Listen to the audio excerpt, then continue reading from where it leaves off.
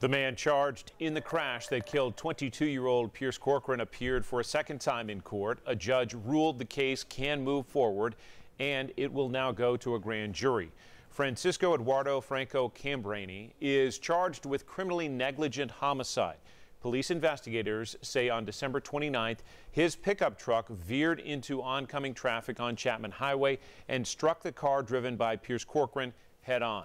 A police investigator testified about how the accident unfolded, and so did the driver of another car involved in the crash.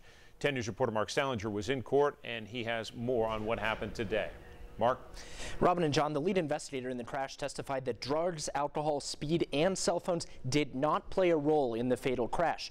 The judge ruled the evidence and testimony presented today was sufficient to send the case to a grand jury.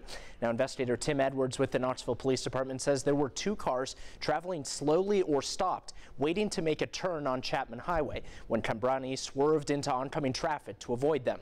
Cambrani was driving a pickup truck he was borrowing from someone else. Edwards says Cambrani did not have proof of insurance or a driver's license, but did have an ID from Mexico. Cambrani's attorney argued the crash was an accident anyone could find themselves in. This was negligent.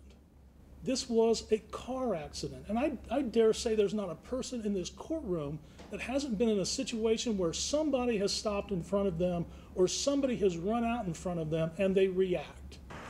Now, there is video of the crash that was presented in court taken from cameras at the Metro self-storage facility near the site of the crash.